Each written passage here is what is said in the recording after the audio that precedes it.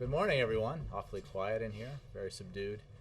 I wanted to welcome everyone here, including my fellow Irish Americans. It is, after all, alternative St. Patrick's Day here at the White House. Thank you very much. This is actually Josh Earnest's tie. We switched. Thank you.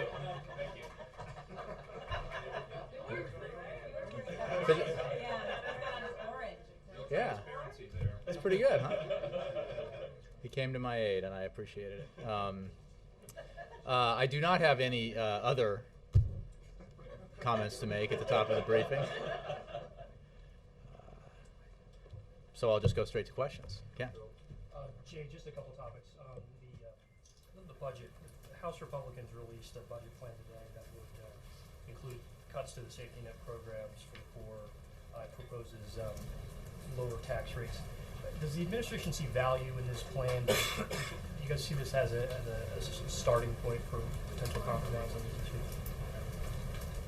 Unfortunately, no, because what the Ryan plan fails to do is in any way meet the test of balance that every credible person in this debate has said must be met if we are going to deal with our fiscal challenges in the future.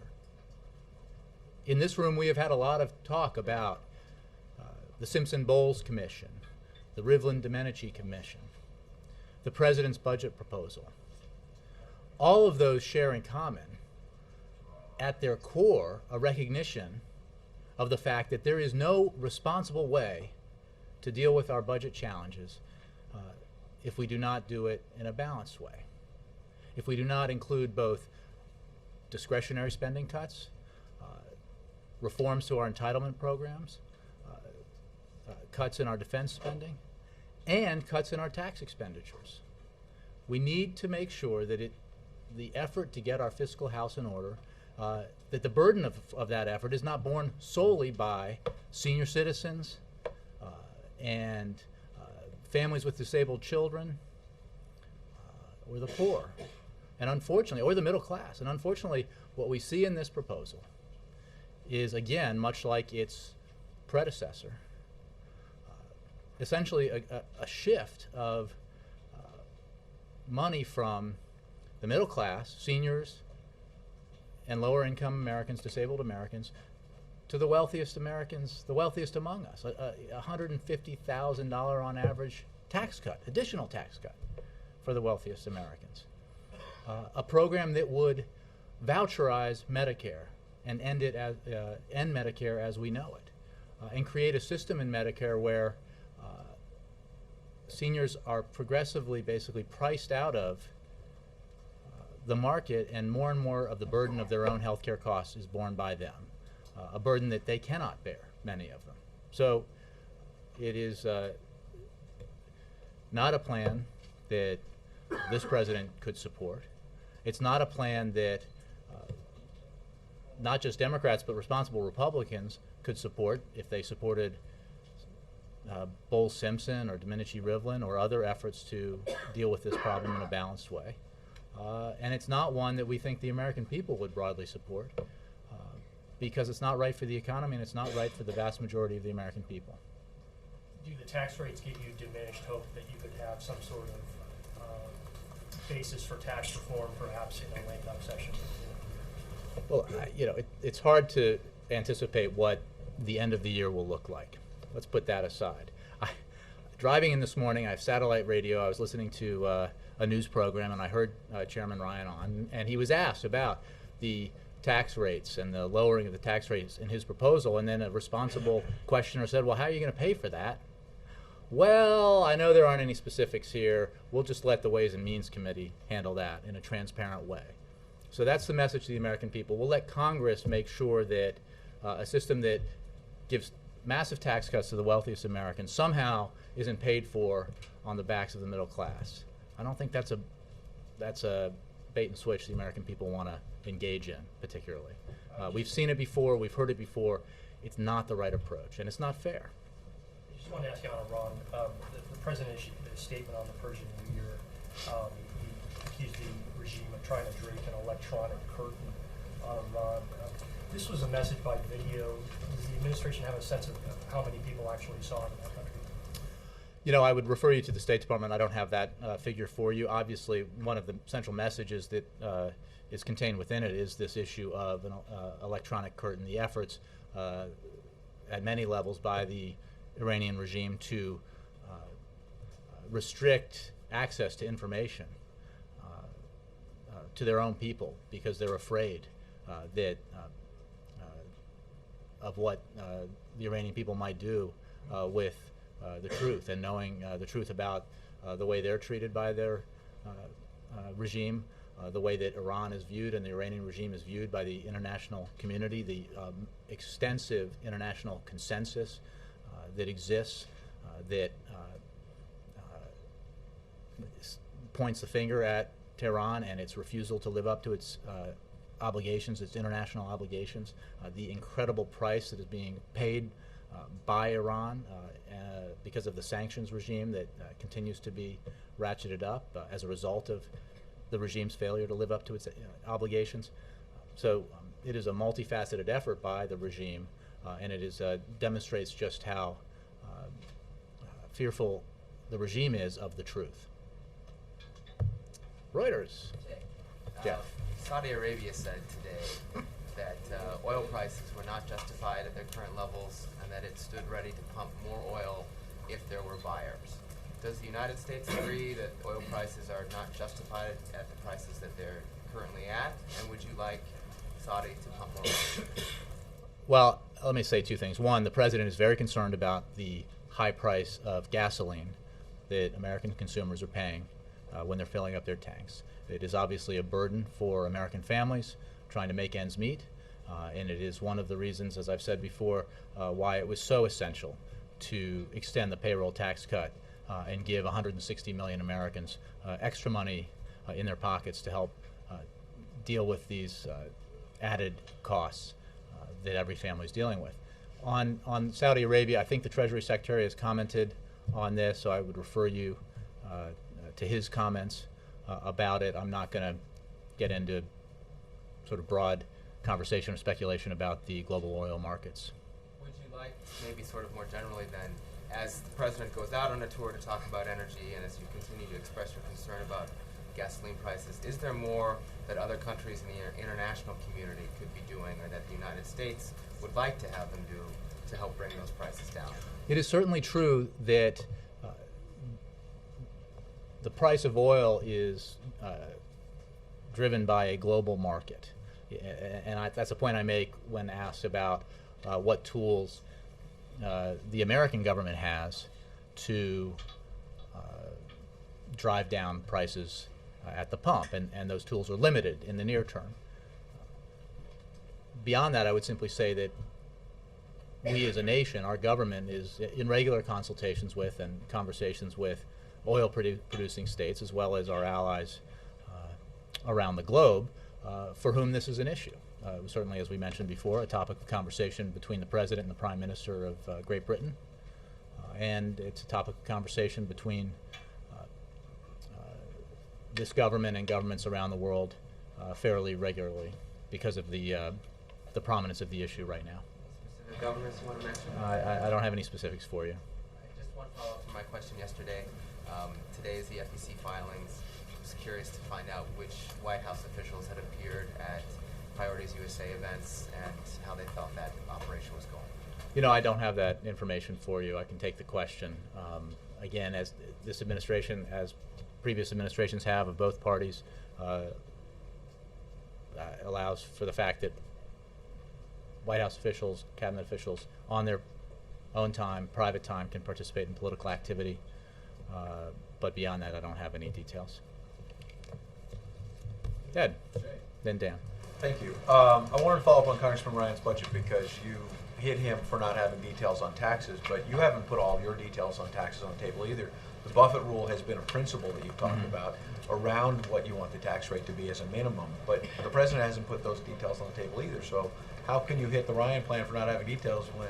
Right. Well, let's look at the difference between a principle like the Buffett rule, which would say that if you make $1 million or more, you should not pay a lower effective tax rate than hardworking lower income or middle income American. Warren Buffett's secretary, for example.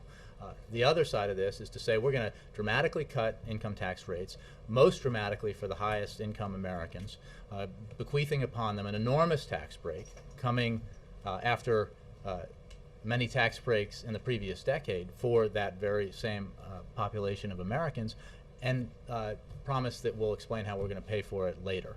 I think there's a big difference, and I think for average Americans out there, there's a big difference. One is about essential fairness, about closing loopholes that unnecessarily benefit those of us who are the wealthiest in the country. I say us, unfortunately I don't mean me, but another is a program that says, we're going to give more tax cuts to the wealthiest Americans, but without saying how we're going to pay for them. And the implication is there really is only one way to pay for them, right? You either have the middle class pay for them directly through higher taxes on the middle class or on lower income Americans, or you have seniors pay for them, which the voucherization of Medicare essentially demands, or you pay for them, and it's probably an all of the above approach in this case, or you have them paid for through dramatic cuts in education, in research and development, and in other essential aspects of our discretionary budget, which the Ryan Republican plan actually makes clear is their plan. So those are choices that this president feels are not right for the American people, or are not right for the American economy right now. And to the extent that this is a debate that will be engaged in again this year, we are ready to have that debate. Quick follow-up. Mr. Knoller had a blog post, I think, earlier today saying that the debt rose $4.899 trillion under President Bush and has now risen $4.939 trillion under President Obama. So question is, you don't like the Ryan plan, but the President obviously inherited a lot of debt from the Bush administration, but has now added more debt than his predecessor. So if you want to hit the Ryan plan, what credibility do you have that you're going to cut the debt? Well, we put forward a plan very clear plan that achieves over $4 trillion in deficit reduction, that achieves, as the CBO recently re-estimated, brings our deficits down as a share of GDP to a very manageable level and drives down our debt. And it does it in a balanced way that includes the $1.2 trillion in real cuts agreed to by this president and Congress last summer, and then builds upon those with reforms and entitlements that produce savings, and in raising revenue by asking oil and gas companies to give up 100 years of subsidies by the American taxpayer at a time when they're making near record profits again, that asks hedge fund managers not to pay the income tax rate that you pay, to pay the income tax that you pay, rather than to on their substantial income pay an exceptionally low rate, a much lower rate than working class and middle class Americans. And then that's the balanced approach that Republicans who supported Simpson-Bowles believed was right. It's the balanced approach that Republicans who supported the Gang of Six proposal believed was right. It's the balanced approach that Republicans who supported the Rivlin-Domenici Commission believed was right. Unfortunately, we have not seen that same recognition of the need for essential balance by House Republicans or by a majority of Republicans in either chamber. Laura Meckler, how are you? Thank you. A couple questions. First, on the Ryan budget. Since his last budget, he's made some changes in how he approaches Medicare. Mm-hmm. Do those changes, are they headed in the right direction? Do you feel like the Medicare proposal this time is something closer to what you would like to see than what he proposed a year ago? Unfortunately, no.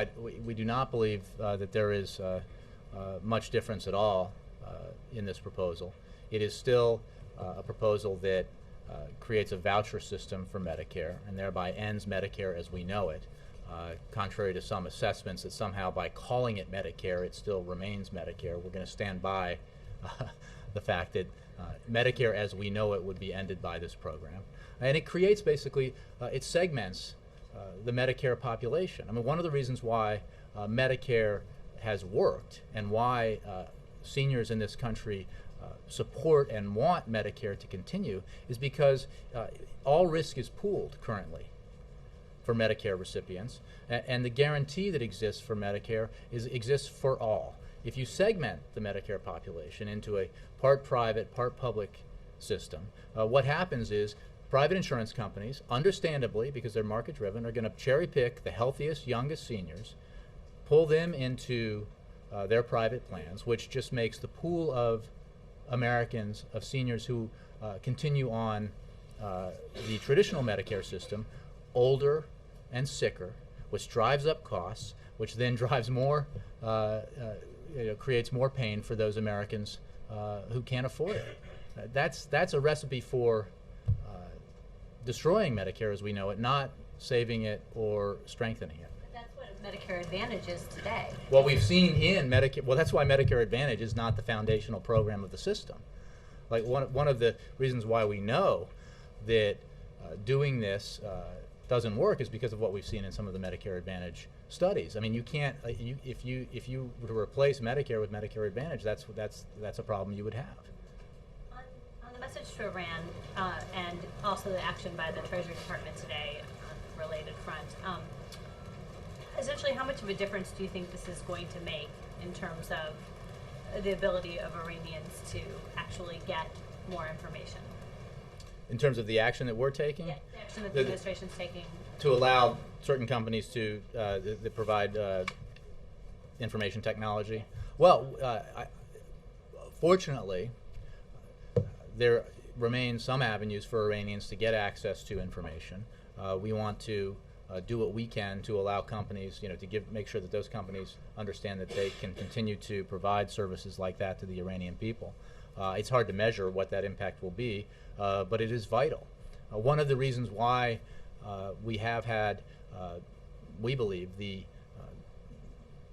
upheaval in the Middle East that we've seen in this last period is because of the information that people in the region have been getting about what a better life would look like, and the demands that they have then been making when they hit the streets, saying, we want more democracy. We want a government that respects and works for us and doesn't, as in the case of Syria or Libya before it, brutalize us and repress us. So access to information is a very powerful tool in the effort to provide greater democracy and greater freedom for people around the world.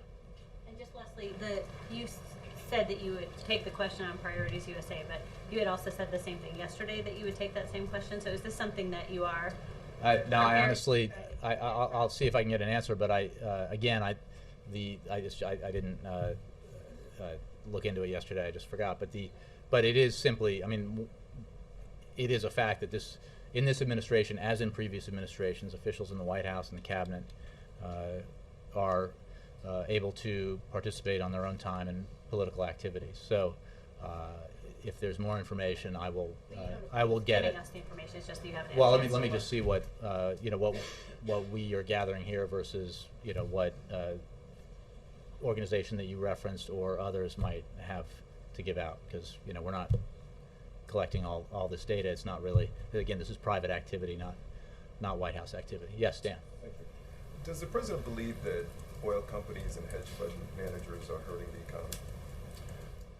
The president believes that the tax breaks, the loopholes and subsidies that exist that provide $4 billion in taxpayer money to oil and gas companies, for example, or provide untold millions and billions in tax benefits to some of the wealthiest Americans who take advantage of the carried interest rule, that those provisions are not helpful to the economy, and they are not fair, and that removing them would create benefits for the economy by creating a fairer tax system, one that is fairer to the broader majority of the American people in the middle class, that should not be paying in the case of the carried interest rule, their income taxes at a higher rate than hedge fund managers who, I mean, let's be honest about what a carried interest rule is. You guys understand it. It's not, this isn't even investment interest, income. This is basically being paid for their work, but because of a loophole in the tax code, they're getting to pay taxes at a substantially lower rate, as if it were investment income. So that doesn't seem right to this president. It doesn't seem right to a heck of a lot of people, and it ought to end. Everyone, I think, agrees that the economy is in a much better place now. Mitt Romney has admitted that the economy is doing better. He said that? Does the president believe that this is a function of what he has done, the president himself, or is it just part of a natural cycle? What goes down comes up. Two things. The reason why America always comes back when it's down is because of the American people. The president firmly believes that. It is also the case that when he took office in January of 2009, we were on the edge of an abyss. We faced the potential for a global financial meltdown and the possibility of unemployment and economic contraction, the likes of which we had not seen since the Great Depression. And that we did experience both of those things, the worst recession since the Great Depression, the worst unemployment since the Great Depression, and the worst economic contraction, but not nearly as severe as we could have if we had not made the right choices, if we had not done the things we did to stabilize the economy, to stabilize the financial sector, to salvage and revivify the automobile industry, to provide essential assistance to states and municipalities so that they wouldn't have to lay off masses and masses of teachers and firefighters and police officers, and get our economy going in the right direction again. That has resulted in quarter after quarter now of economic growth, positive economic growth. It has resulted in 2 years of positive private sector job growth. Unfortunately, the hole was so deep that we're not out of it yet, but we're moving in the right direction. And another subject, yesterday you were asked about Trayvon Martin, whether you had a conversation with the president about that. And have you had a conversation? I have Anything more no that you can tell us conversations what to you report out to you. I note that the Justice Department has said that it's looking into the matter, and I would refer you to the Justice Department. Obviously, our thoughts and prayers, as I said yesterday, are with Trayvon Martin's family. But beyond that, not least because there is an investigation going on, I don't have anything else I can add. So you have nothing to read out, but have you had a conversation with him about this? Yeah, I talked to him about a lot of things. Yes. There's talk out of Europe that Syria, the wife of Syrian President Bashar Assad, Azam Assad, might be placed on a new sanctions list along with several other family members. And these alleged emails from Assad that were leaked saying that he was able to brag about getting around U.S. sanctions because he got an iTunes account with a fake New York address and New York identity. Is there more that the U.S. can do on the sanctions front, in particular with Syria? And what do you guys make of him bragging about getting around these sanctions? Well, I'll make 2 points. There is more, and we are working with our allies to put greater pressure on the Assad regime to isolate it further, deprive it of economic lifeblood. I don't have specific new sanctions to announce today, but we're certainly working with the Friends of Syria, working with our international partners to do everything we can to put greater pressure on Assad. With regards to those emails, I saw that, and it's really sickening if you think about it, that a man who is overseeing the slaughter of his own people is chortling about evading sanctions and getting an iTunes account. There may be no better image for the kind of heartless and brutal approach that he's taken to the demands of his own people for greater democracy and better treatment from their own government. Is there anything new to the Friends of Syria event at the end of this month that we Well, can expect new policy? but we are working very much preparing for that Friends of Syria meeting. We're obviously very concerned about getting humanitarian aid to the Syrian people. That's a constant subject of conversation now and will be, I'm sure, at that meeting. We fully support the Kofi Annan mission, which is ongoing, and we're working with our allies within the Friends of Syria and with nations, both at the United Nations and elsewhere, to look at every way we can to put greater pressure on the Assad regime. But nothing specific right now that you I don't guys have are anything looking at that new would- to add today. Nora? Anything, Chris? About Afghanistan, the Sure. president has talked about a steady drawdown of forces. Has he solicited yet from his commanders a recommendation for the next phase?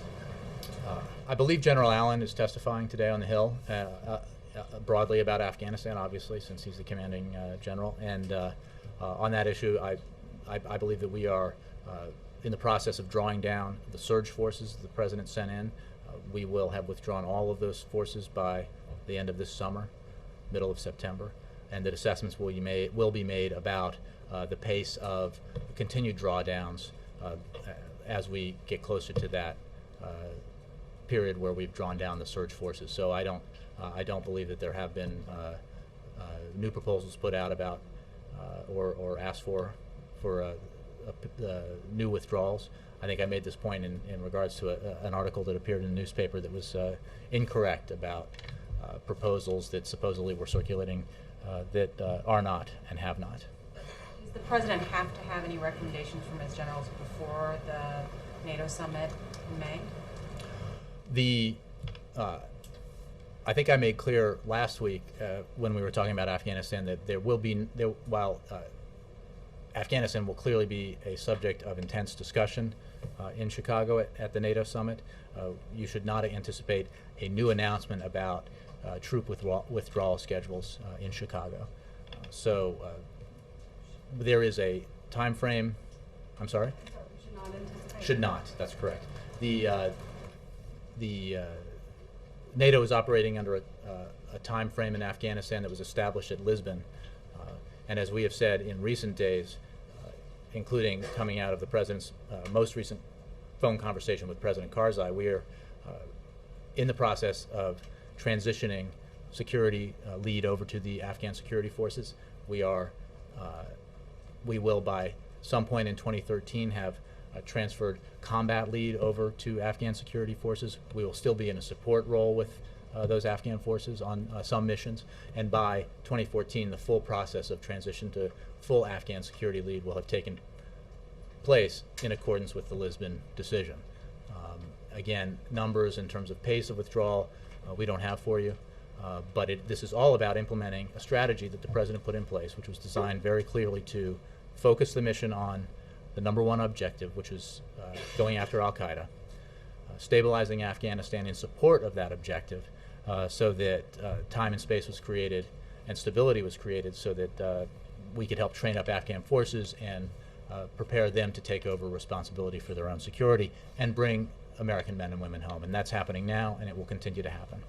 And then can I ask you, there's been some excellent reporting over the last several days about Sergeant Bales, who was accused of the civilian massacre in Afghanistan and some of the stresses that were on his family. Did the president read some of those stories? Has he expressed any concern or comment about Sergeant Bales' condition and his family?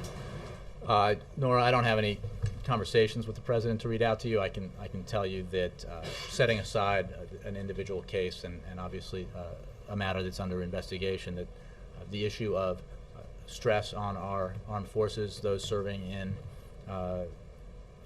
theaters like Afghanistan and Iraq, is always has been a focus of this administration since the president took office.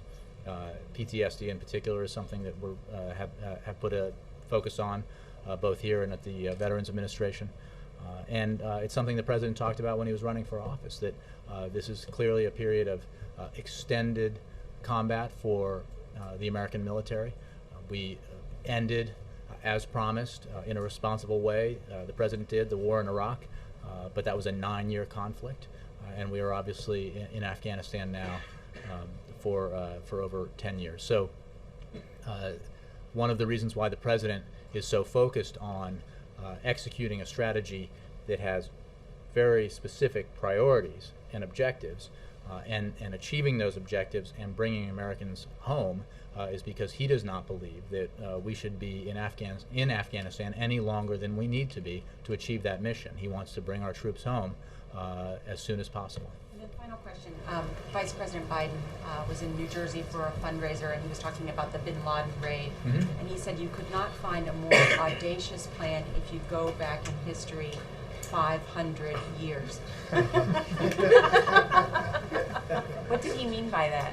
I think he meant that the decision the president made, as you all know and are aware of, was a very difficult one. That, as has been reported, that the information that we had, which was obviously of a high quality, was not conclusive. That the advice the president was getting from his senior-most national security advisors was mixed on what to do, mixed at best, and that in the end, he had to make a very fateful decision. And as he said, he one of the reasons why he felt so confident in making that decision was that he knew that the forces he would send in on the bin Laden mission were the absolute best that have ever existed, and that they would fulfill their mission with great professionalism and success. Obviously, it would have been a different story if bin Laden had not been in that compound. But the president, that's why you're president. You have to make those tough calls, and I think that's what Vice President Biden was referring to. More audacious than D-Day? Well, the historical assessments I'll leave to him and others, but there's no question that this was a very, very difficult decision that only commanders-in-chief have to make. Yes. He didn't misspeak? No. Yeah. Jay, do you have any reaction to the dozens of people, I believe the latest estimate, more than 40 people who were killed in Iraq? Well, we are certainly aware of the attacks. We strongly condemn the attacks on innocent civilians in Iraq, a blatant attempt by extremists to undermine Iraq's progress toward a more secure, stable, and prosperous future. We offer our condolences to the victims of these reprehensible acts, as well as their families and loved ones, and we support the continued efforts of Iraq's security forces to bring those responsible to justice. You know, what is true is, even as we see these attacks now, which are clearly aimed at trying to get attention in the run-up to Iraq hosting the Arab League summit, is that despite these efforts by extremists, violence in Iraq remains at near historic lows, and Iraqi forces have demonstrated their capacity to deal with the security challenges that exist in that country again and again in recent years. And we do have faith in their ability to show that ability again. To what extent is the administration, as the president, concerned that these latest killings does sort of destabilize the region there? Well, I think that, as I just said, that we have seen some spectacular attacks in Iraq over the number of years that this president's been in office, all aimed at trying to destabilize the situation in Iraq. Overall, however, the violence levels in Iraq remain at near historic lows, and Iraqi forces have proven themselves capable of maintaining security and proven themselves to have been, thanks in no small measure to the training that they received from U.S. forces, to be professionally capable of dealing with security challenges, which doesn't mean that there won't be spectacular attacks again in the future, but you have to put them in context. And just on Sure. Syria, Jay, according to recent reports, the insurgents there are now being accused of human kidnapping, torture of pro-government forces. To what extent does this complicate efforts to get humanitarian aid to the region? And to what extent does it look like this is sort of spiraling or descending into a civil war? Well, I would say on those reports that we have seen them, and of those and other reports of excesses committed against security forces, and we would denounce those attacks as we have previously denounced killings of Syrian security personnel. Expanding the scope of violence harms the Syrian people first and foremost, and this violence must stop. We should also note, however, that these attacks would not take place if the Syrian government wasn't brutally and indiscriminately attacking Syrian cities and civilians one by one. While the regime's crackdown does not justify violent responses other than in self-defense, we would note that there are many more reports of unspeakable atrocities at the hands of government forces, and reiterate our call for the Syrian government to halt its attacks on cities. So let's be clear, we absolutely denounce attacks like these and killings like these. You know, we've seen these reports, and we would denounce them. Within the context of what's happening in Syria, we cannot lose sight of the fact that the great preponderance of violence against civilians and innocent people is being perpetrated by forces under the control of the Assad regime. Jackie Collins. Jay, when this is the second week, I guess, that in succession that the president is making energy the focus of his activities, his public activities, will that continue as gas prices remain high or go higher? And does it mean he will be talking less about job creation? Yes and no. He will continue to talk about the absolute need to have an all-of-the-above approach to our energy challenges, to the need to have American-made energy. He will also continue to talk about jobs and economic growth. Both are urgent priorities in this country. And I would simply take a little issue with the premise of the question that somehow the focus he's been demonstrating on energy issues of late is wholly different from where he's been. One of the reasons why we can report to you that we are well on our way to doubling the production of renewable energy in this country is because of the president's focus on investments in alternative energy sources in this country from the time he took office. One of the reasons why we can report to you that we are continuing to increase domestic oil and gas production in this country is because of the focus that he has put on growing domestic oil and gas production in this country since he took office. I mean, as someone who spent a lot of time at a lot of energy events with the vice president and who noted in the first several years the president's attention to these issues, I think we can confidently say that this has been a priority and a focus of this administration from day one.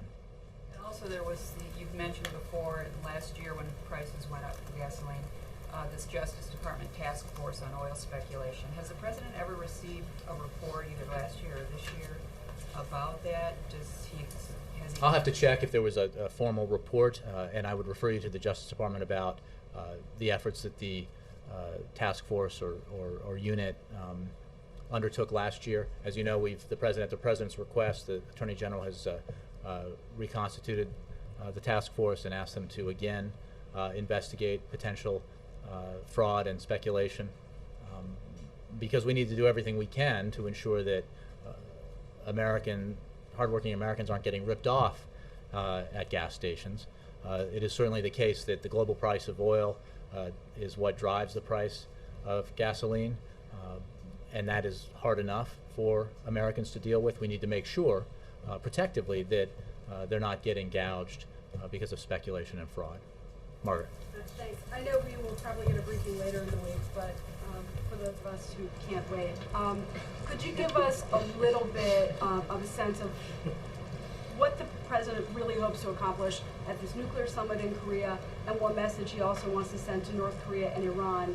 And as a secondary question, there are these two treaties that he talked about wanting Congress to ratify that have to do with nuclear security, and I'm just wondering that those are nowhere in sight. Is there any message to Congress on those this week? Well, the president looks forward to his visit to Seoul to participate in the Nuclear Security Summit. As you know, the president made nuclear security a priority when he took office and hosted a nuclear security summit here in Washington, and he will continue that work at this summit in Korea. You will be getting briefed on more details about what we expect from this visit, perhaps sooner than you think. But I don't have a lot of specifics right now for you to read out from the podium about what will happen next week in Korea, or on the treaties that you mentioned. So we'll have to get that information for you. This may be part of that, but new free trade deal with Korea, a lot of other stuff. Will there be non-nuclear aspects of this trip that he'll want to talk about? I'll have to refer you to our friends at the National Security Staff and for specifics on that. He will obviously spend some time with our host and the South Korean leader, but beyond that, I don't have any details for you. Any thoughts on the latest out of Denver? I'm sorry? Denver. How about that, huh? I don't know. Who's going to get Tebow? What do you think? Is there a pool? Is that what you meant? Yeah. Are you a Broncos fan? No? I just thought maybe that would come up with the president. I thought I'd ask. I actually have not. I can report out that I have not had that conversation with him yet, but I look forward to it. Chris. Yeah, I want to ask about some comments made by the First Lady last night. The first one to follow up on this executive order issue. In February 2008, then candidate Obama told the Houston GLBT caucus that he would support a federal non-discrimination policy for federal contractors as president that would include sexual orientation and gender identity. Just wondering if the president has changed his position on that since then, and if not, why he hasn't taken any action to implement that policy. Well, all I would say is, since this is in reference to conversation we've had a few times in this room about an executive order, I'm not going to comment on an executive order that may or may not be under consideration at this time. When I have more, I have no updates on his positions or policies to give you on that matter. But with regards to the questions about an executive order, I just don't have any comment on it at this time. As for the First Lady, last night at two different events in New York City, she made reference to the effect that Supreme Court appointees will have on whether we can love whomever we choose. Is that a reference to marriage equality? And if not, to what is that a reference? No, thank you for the question. I think as folks who regularly report on the First Lady's speeches, they'll know that she has said this before and has for some time, and that is a reference to the President's position on the Defense of Marriage Act. The President and First Lady firmly believe that gay and lesbian Americans and their families deserve legal protections and the ability to thrive just like any family does. The First Lady has said she is proud of his accomplishments, including repealing Don't Ask, Don't Tell, ensuring hospital visitation rights, and calling for the repeal of DOMA. And obviously our actions on DOMA and our decision not to defend DOMA is well known. That's what she was referring to. That is she does not believe it was a in reference. marriage equality? It was reference to DOMA. Yes. Heading into this Seoul visit, how do the President's thoughts about a world without nuclear weapons, as he enunciated in the Prague speech today, compare with his thoughts back then, given what's happened with Iran and North Korea since then? Well, I haven't had that high altitude conversation with him. I know that nuclear security is a very high priority for this president. That's why he hosted the summit that he hosted here. That's why he's going to Seoul. It has been noted by others, and I'll note it here, that the efforts this president has undertaken with regards to unifying the international community against Iran, in demanding that Iran give up its nuclear weapons ambitions and get right with the world, begin to honor its international obligations, has been is proof of his concern about and his focus on the threat of nuclear proliferation. And one of the reasons is he's noted that it is essential to prevent Iran from acquiring a nuclear weapon is that it would cause a terrible nuclear weapons arms race in the region, which would obviously greatly diminish nuclear security around the world. We have. I don't have anything new for you, particularly on the efforts in North Korea.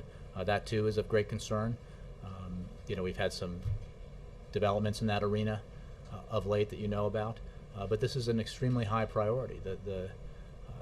The efforts that the United States and other countries have undertaken to try to secure nuclear materials and to try to prevent dangerous regimes from acquiring nuclear weapons have been very robust, and that effort will continue for as long as President Obama is in office.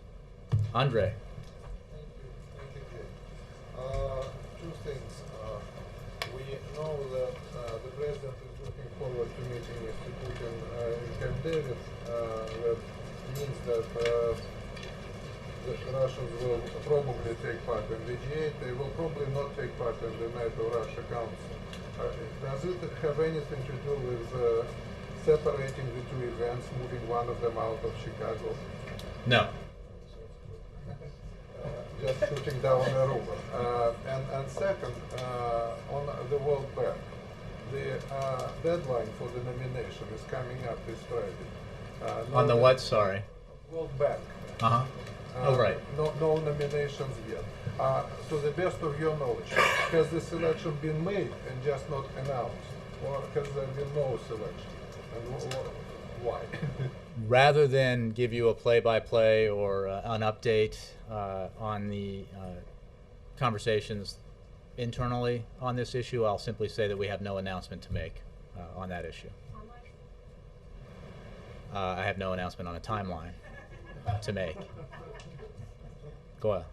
Thank you. Ford Motor Company has announced that they will invest in India $1 billion, and also several other U.S. companies are going into India. What I'm asking is this a shift from U.S. companies investing in China now to India? You know, I haven't made that assessment myself, and I haven't heard any assessments made with regards to that. Obviously, India is a growing economy, and I'm sure one that American companies view as having great potential for their products, but I don't have any comment beyond that. And second, as far as Afghanistan and Pakistan is concerned, since Afghanistan has now bringing those who were supporting Al-Qaeda and Taliban now into the mainstream of accepting the Afghanistan constitution. My question is now that can you do this, as far as you said yesterday that U.S.-Pakistan relations are now complicated. What is the complications are there between the two countries' relations? And second, can you do all these transitions without the Pakistan's full support and help combating all these terrorism and Al-Qaeda in the region? Well, one of the reasons why the relationship with Pakistan remains extremely important to us because of the role that Pakistan plays in our efforts to achieve our objectives in Afghanistan and achieve our objectives in terms of taking the fight to and ultimately defeating Al-Qaeda. There is a parliamentary-led process underway in Pakistan, and we respect that process, and we will continue awaiting the outcome of that process to hear formally from the Pakistani government about how they would like to engage moving forward. It would not be productive for me to comment beyond that on specific recommendations or reports in the press. But I think it's important also to note that the United States has critical national security priorities that we continue to pursue, including counterterrorism efforts aimed at, as I said, at Al-Qaeda, strengthening Afghan security and supporting Afghan-led reconciliation. All are areas where we believe we have common goals with Pakistan, and we continue to move forward on those areas because they're in our national security interest. Do we see any opening of You know what, I think you asked for two, you got four. Let me leave it at that. Alexis.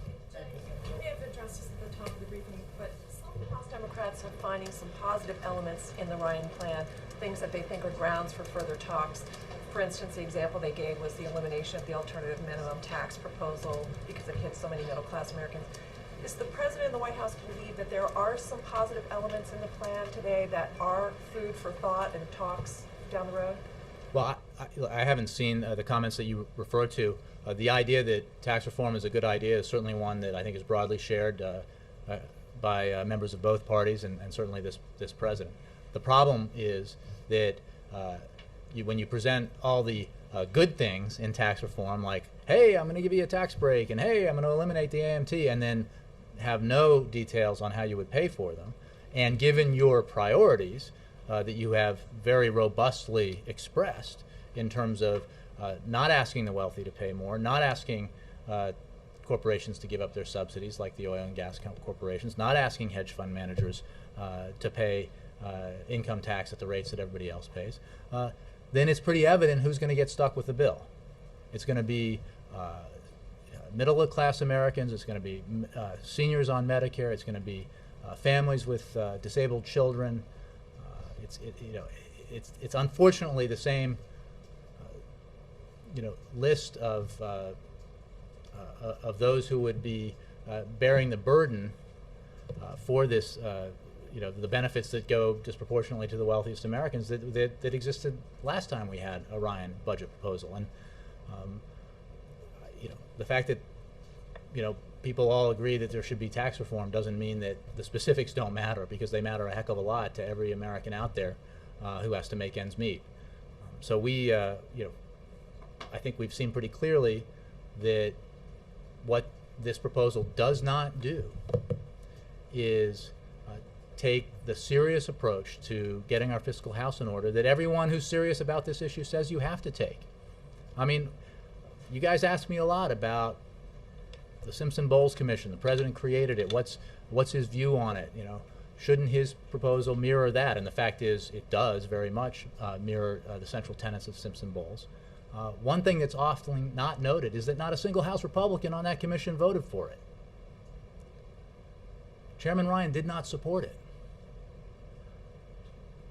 So I think that when we talk about what everyone agrees has to be the responsible approach to deficit reduction, we look at who have put forward different plans that embrace that balanced approach, and then look at the Republican proposal emerging from the House. You have to acknowledge the very grave differences between them, which I did today.